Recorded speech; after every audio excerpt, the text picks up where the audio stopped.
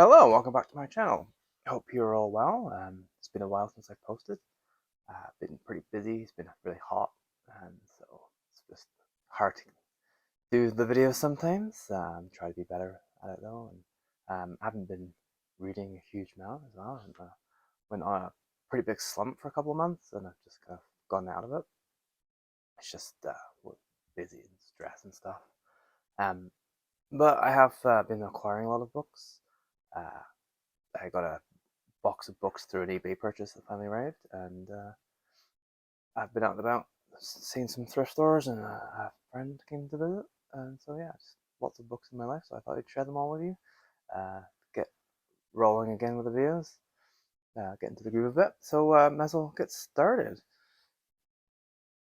So first of all, a friend came to visit, and they work in publishing, so they always generally give me a couple books, which is always very nice of them.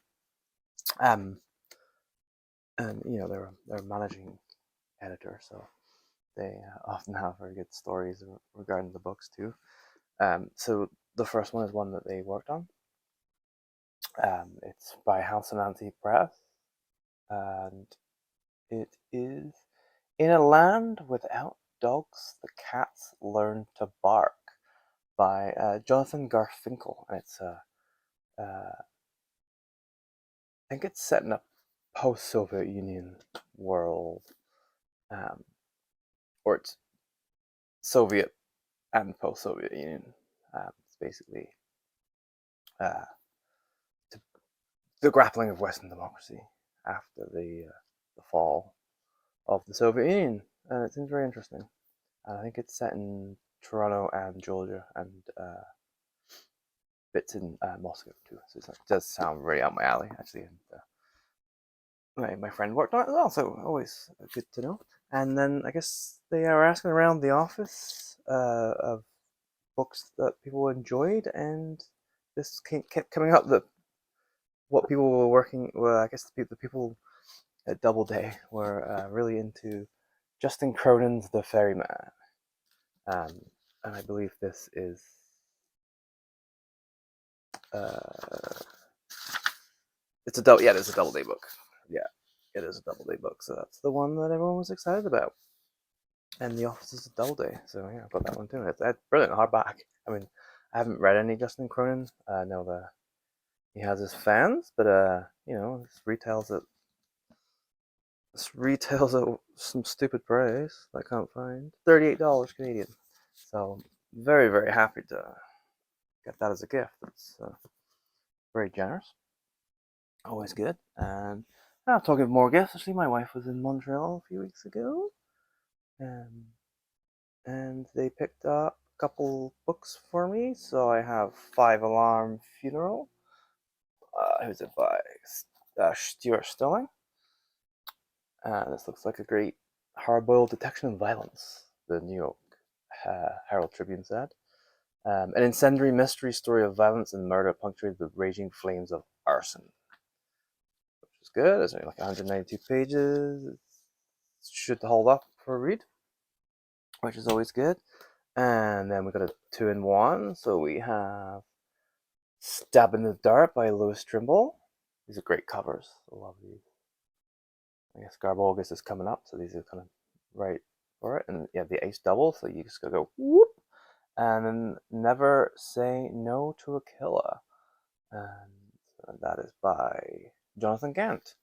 I do not know either of them. They're probably a good chance that they're both pseudonyms. Yeah, copyright A Win Inc.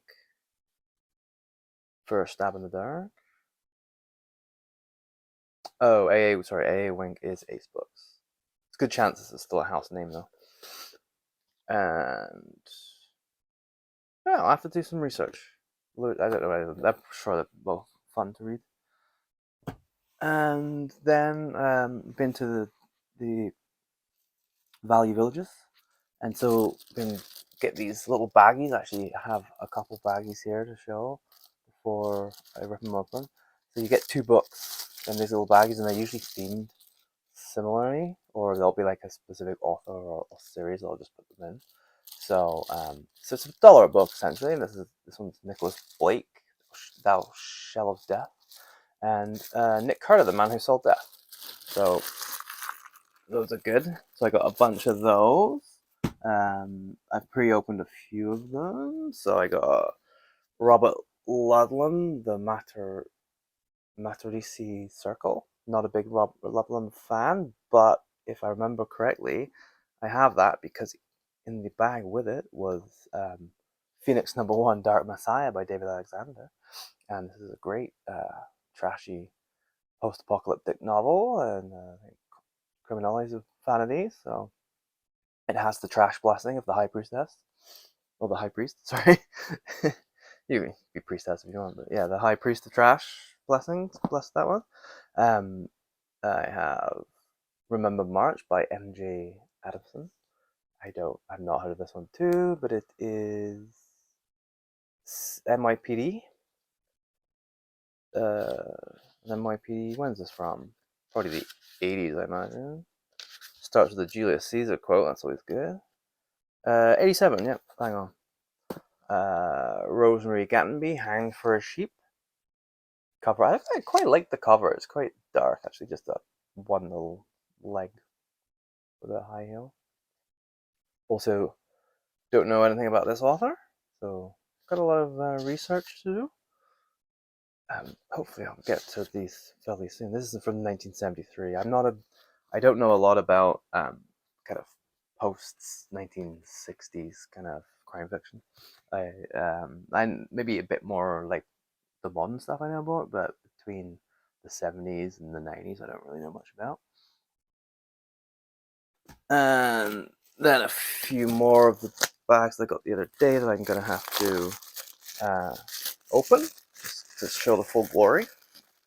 Yeah, so we went to see Joyride, the movie, with Ashley Park, which was absolutely fantastic. And then, because we went to see like the 5 o'clock showing, we still had time to head to Value Village and see some books. I had a coupon for 25% off books, so we ended up doing that on a Friday afternoon off. That was very exciting. Very nice date day we had, and yeah, we do love to thrift, and we look at all the weird, we call them sad ceramics, um, the bizarre ornaments that people used to have, and some of them have haunted gazes, and the one that we saw that was really crazy this time was like this weird Bill Clinton singing, dancing doll. I think I have a picture or video that I'll insert into this if I can. But it was very creepy. But yeah, okay, so on with the books. Have Harry Harrison, The Stainless Steel Rat for President. These covers are great. I got them for the covers. I don't know how much I'm into uh, these sci-fi books. Although I do love a good trashy sci-fi book, and it kind of does sound a little trashy. But I've got that one mainly because this cover is just absolutely sensational. Skyfall, again by Harry Harrison. And look at just, I don't know if you can fully understand the detail of the screaming face. It's so well done. So well done. It looks like a nuclear bomb's been exploded there or something's going on there. It's absolutely amazing. And it looks like Rowena is the artist. I don't have to look them up because that is absolutely fantastic. And I think they're both from the 70s, 76 and 82. And Harry Harrison sounds vaguely familiar, so let me know if you know more, and if I should prioritize those. I guess I was still thinking about my absolute failure of reading anything for June on the Range. I think I got halfway through a Western, lost the book kind of momentarily, and just gave up. But I was very excited to see they had a bunch of these long arms. I don't know, lots of people have been reading the long arms recently. Um, again, from the bad influence of Criminale. And this one is found. Which one's this? This is In the Red Desert. It looks like it's Long Island number 137. Wow. Tabor Evans. I can't remember. I'm pretty sure Tabor Evans is a house name by at this point, right? Yeah, this is 1990. Wow. So that's, yeah, 137. It's pretty late in the series. And that came along with Louis L'Amour, The Riders of the Ruby Hills. Just kind of this kind of stock Louis L'Amour image series that they did. Uh, the only authorized edition. Yeah, Bantam just kind of did this random picture and put Louis L'Amour's face right in the middle. Not the best, I don't think. But at least I kind of like their formatted, so you know straight away. But it's Louis L'Amour. Oh, I guess this is short stories, which is fun. Yeah, so it's the Rider of the Ruby Hills, Showdown Trail, A Man Called Trent, and the Trail to Peach Meadow Canyon. And right in the middle, it has an advert for another of the books, and it's quite good. I should get more into reading short stories. I always say that. And so we got a couple more long arms. These ones came in, both like long arms, both came in these ones.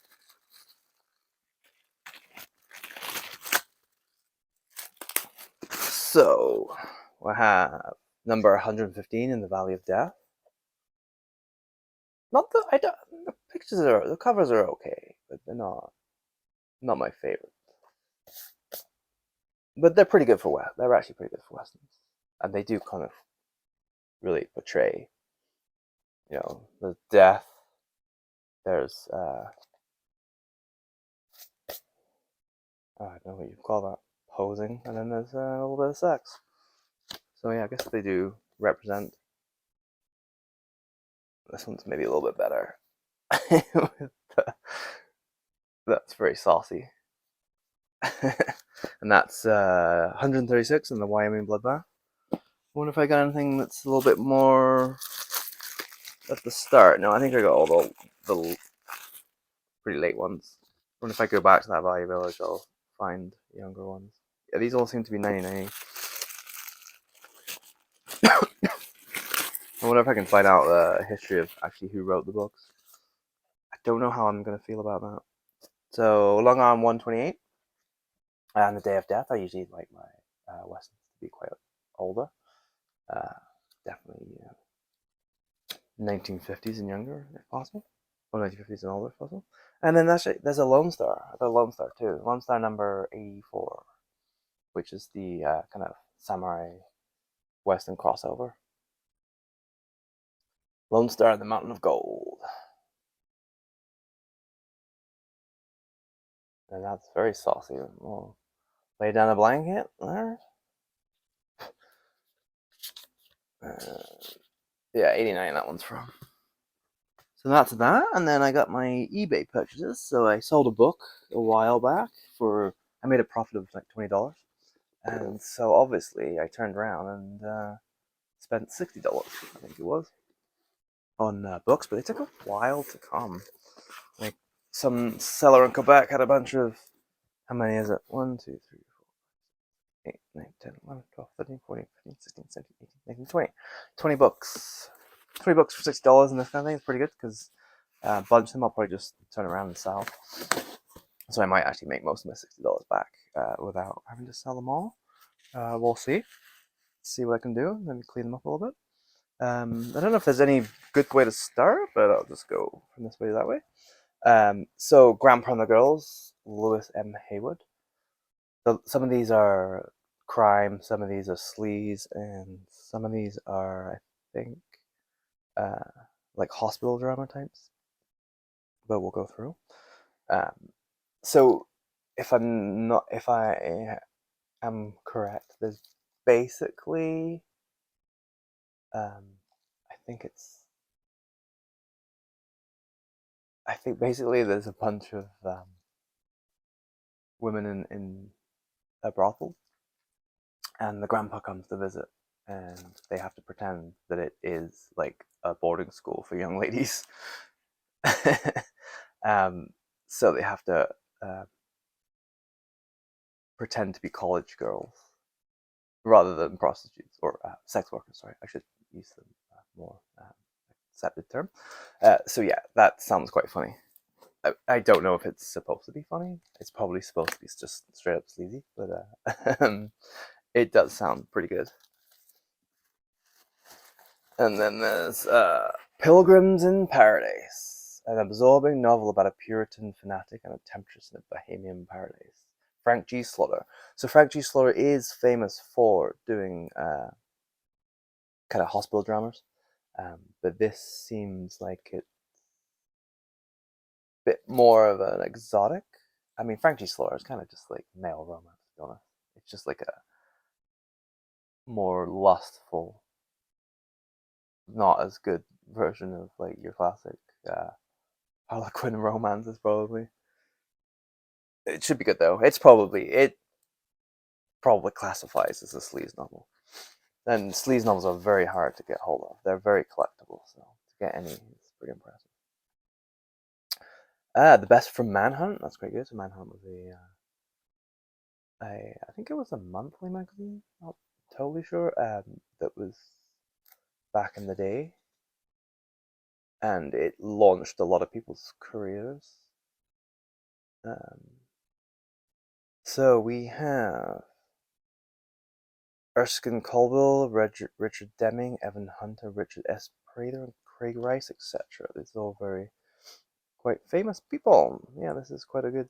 Erskine Calder is actually, he's more famous. He's famous for Riddle of the Sands, which is a proto spy novel in like 1912 or something. It was pretty early actually. I should look up when Manhunt actually ran, but yes, it was very influential.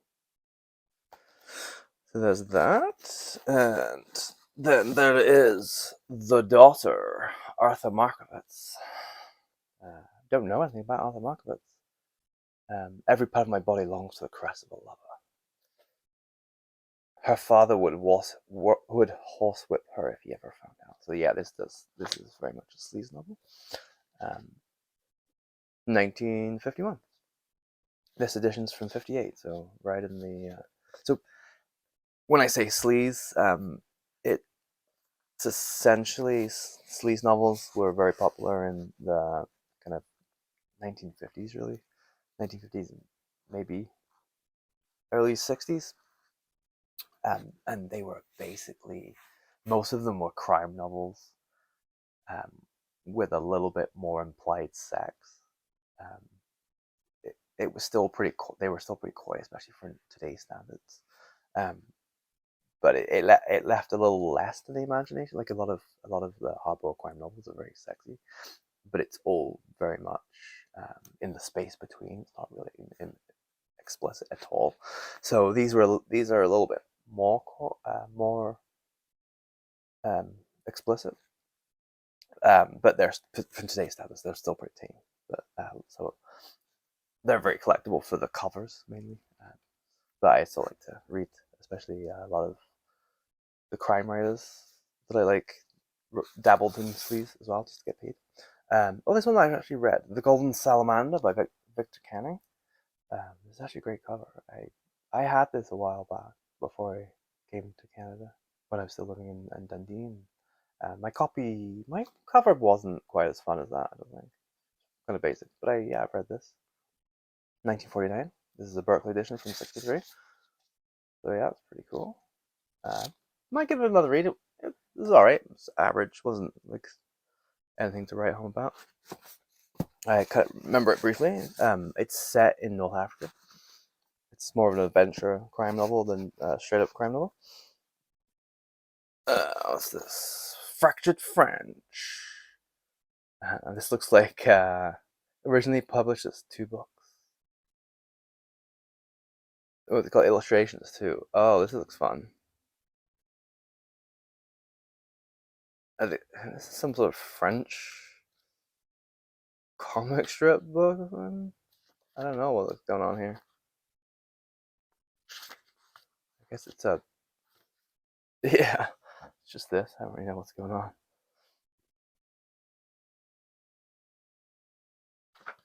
French like you never learned in school. You don't remember this from high school French? There's nothing like this on a French menu. True, but who cares? Fractured French will teach you French that is funny, for it is a collection of loosely translated French phrases.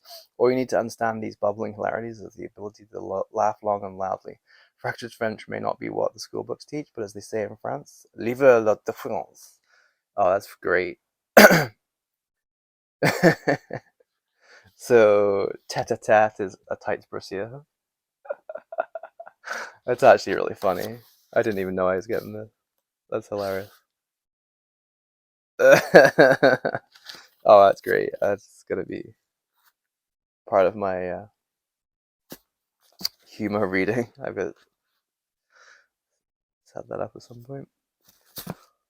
Ooh, Call Me Captain. The rollicking adventures of an engaging scoundrel who made as much time on the ground as in the air. So yeah, it sounds like another kind of sexy, sleazy book.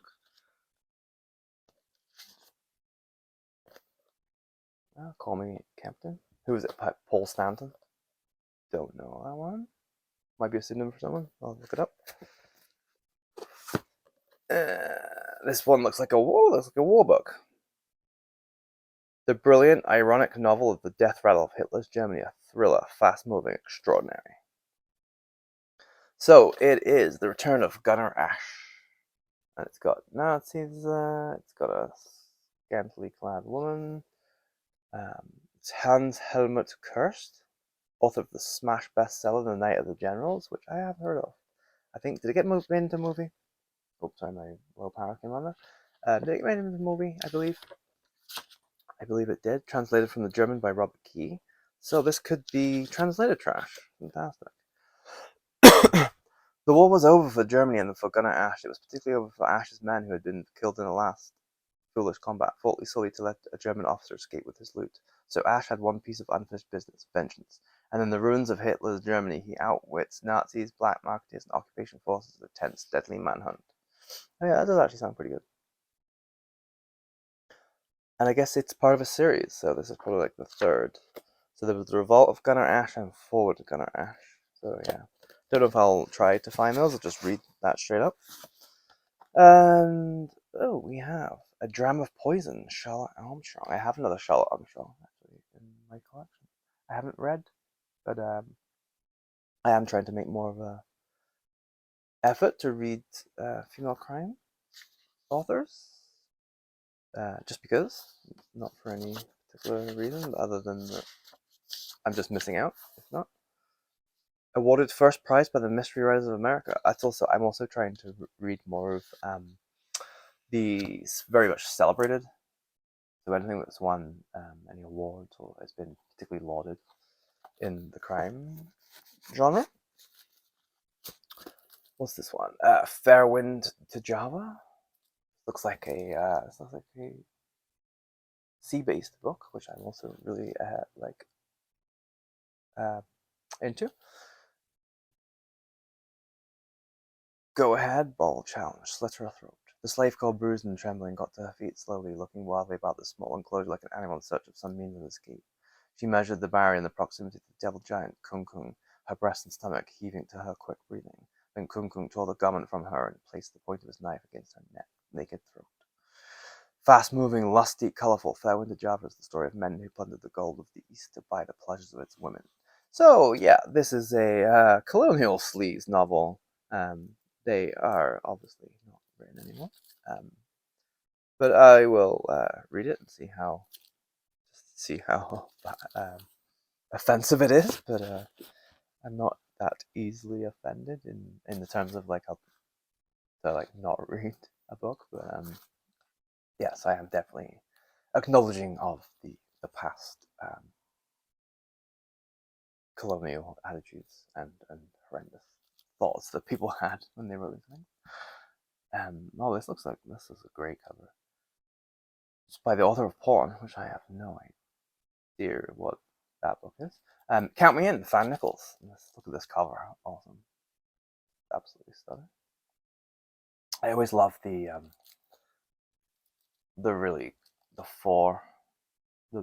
characters in the full foreshot like this, and then yeah, like then having like a main focus in the mid and then the background. It's always I'm always really impressed by the depth of vision there. No idea what this one's about. Looks like it's a good crime novel there. Probably a non-cop based one. Just yeah, I think it's more of a noir. New Peter Chambers mystery, Snatch an Eye, Henry Kay. This looks great too. It's yellow, love a good yellow book. It's not the greatest drawing, but I'm kind of into it. That's awesome. The Man Who Followed Women, Bert and Dolores Hitchens. I know the Hitchens. They're very there's another. This would have been one of the main reasons for getting this box of books. I'm trying to read a lot more Dolores Hitchens. Very underrated. This drawing is actually terrible, but I love how bad it is. You probably can't tell quite how bad that is there. The Chinese Box, Catherine Wigmore's bewitching novel of exotic San Francisco, a frightened young heiress and the scandalous rogue who brought her. So again, more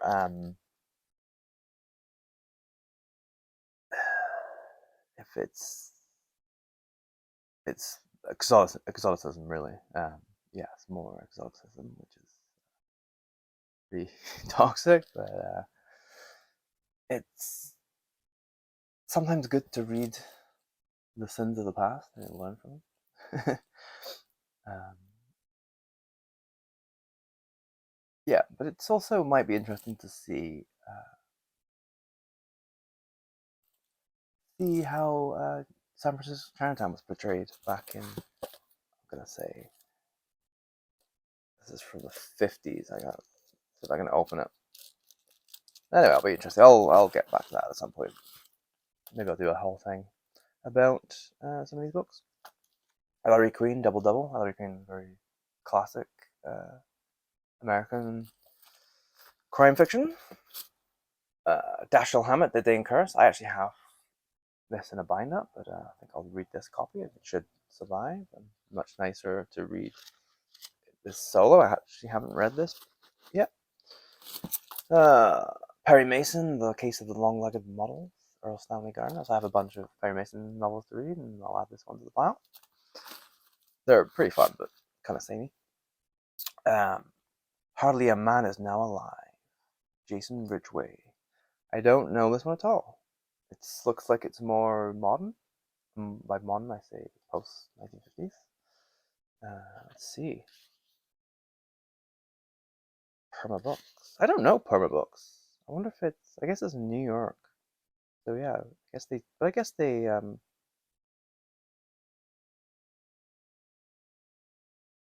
No, I guess it's linked to Pocket Books, but I believe these are all bought in America.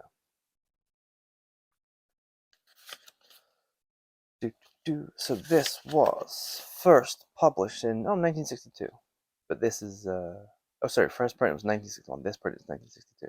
Okay, so it's 1962. An original Ripley, believe it or not, mystery novel. Oh, it's a Ripley. Oh, weird. Oh, that's yeah.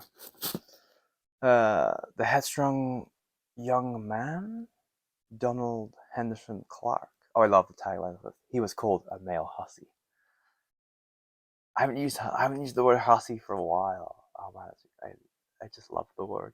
It's obviously not a nice word, but it just sounds so good. And a male hussy, it's fantastic. Yeah, this looks great. Oh, it's also another. Oh, what's this book to do? Oh, it's falling apart. It might just survive a. It might just survive a reread. How weird. Oh, it's about a movie maker. Oh, this would be fun. It's it's barely gonna survive a reread though. I definitely won't be selling this one, but I'm glad I have it. But look, it's completely falling apart. And then the last book, this video's probably going quite a while. Buccaneer Surgeon, Frank G. Slaughter, Adventurer Lover wrote by. That's what I'm saying. This is So yeah, another another one from Frank G. Slaughter. Managed to get 2 Frank G. Slaughters and not even a medical one. But I guess he was a surgeon, and then got made into a pirate. Okay, so that's interesting. Yeah, and that's that. A lot of great fun books. Let me know if you've hauled any great books recently, and just generally how you're doing. And I'll see you later. Bye.